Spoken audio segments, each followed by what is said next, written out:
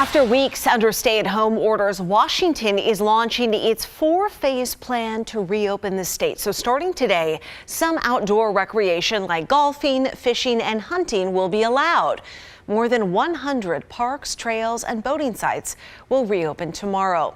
State parks will be open for day use, and parking will be limited to discourage crowds. However, all beaches and parks in the gorge will remain closed.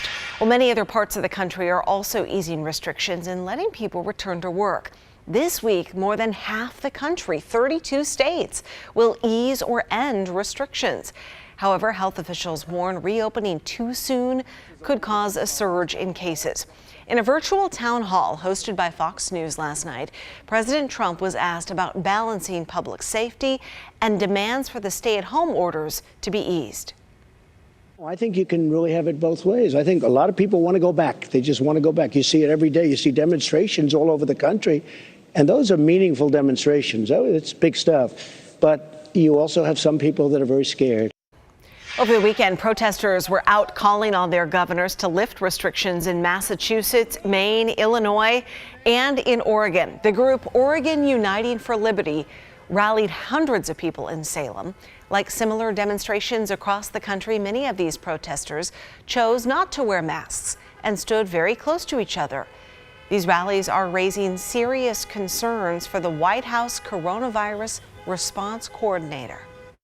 It's devastatingly worrisome to me personally, because if they go home and infect their grandmother or their grandfather, they will feel guilty for the rest of our lives. So we need to protect each other at the same time we're voicing our discontent.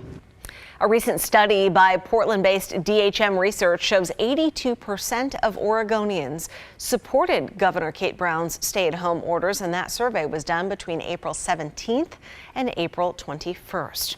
Well, the easing of restrictions comes as the United States reports another surge in cases and deaths.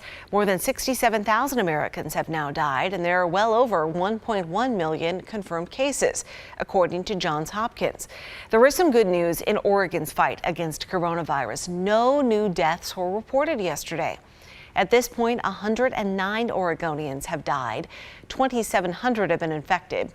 Oregon's coronavirus hospitalizations are also down more than 40% from last month.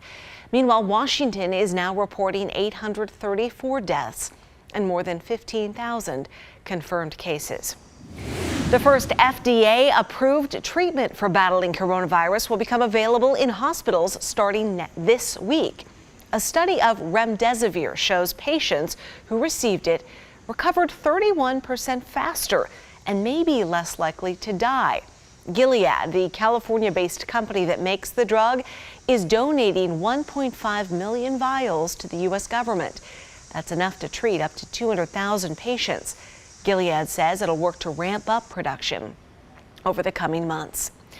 Non-emergency procedures are once again happening across Oregon. Everything including elbow surgery to dental cleanings. And with all the pent-up demand, Legacy Health will admit patients with the most urgent issues first. Officials there say they plan to treat about half the number of patients they'd normally see. Clinics are also taking safety precautions like pre-screening patients and asking them to wear masks. We're bringing back one patient at a time, and we're adding about 50% more time to care for that patient so that we can don and doff our PPE, all the hygiene that's involved with cleaning all the surfaces, the floors, all of that. Just takes more time. Yeah, going to be busy. The state is requiring clinics and dental offices to have a certain amount of masks, gowns, and gloves. How about our pets? Oregon is also allowing veterinary clinics to reopen for pet owners, according to the Oregonian. Emergency vet hospitals have stayed open, but offices now must have a 2-week supply of PPE and practice social distancing with clients and coworkers. If you have a graduate in your life, you know commencements are starting to get underway, but the pandemic is forcing them now to go virtual. The University of Portland is the first of many schools to hold one of these online ceremonies. Our Art Edwards shows us how it worked. When you think of a college commencement ceremony, this is probably what comes to mind. Students together. Welcome to the 2020 commencement ceremony for the University of Portland. But this year, it is much different. The University of Portland went virtual for the graduation ceremony because of the pandemic. It's different for students, but still important. There's a real personal fulfillment that comes with making this milestone, and I don't think anyone in my graduating class would let something like this virus and a lot of the precautions we're taking take away from that. Nick Owen and his housemates tried to make the most of the day, and they were not alone. More than 1,000 undergrads and graduate students got diplomas. Jessica and Jenny. These four lived together near campus. 3 of them graduated with nursing degrees, the 4th in communications. They called it bittersweet because their families weren't able to be with them. It was a little anticlimactic, but also it was just like a very intimate celebration between the 4 of us, so it felt really nice too. They figured a way to make the most of this difficult time. It was fun. We got all in our caps and gowns, and we've been walking down Willamette, and everybody's honking at us and cheering, and it's still it's a celebration. It's just different. A different kind of end to their college journey, but one they will never forget. Art Edwards, KGW News.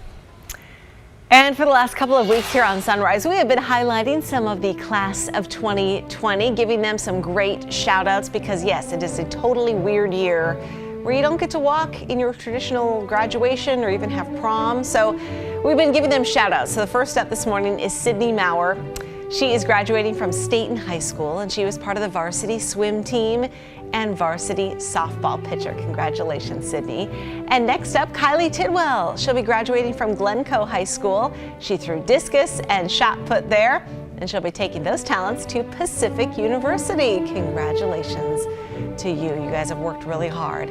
Hey, you can post your photos of your favorite graduates. Just use the hashtag KGWGrads. That way we can find them and give them some much needed recognition here on Sunrise.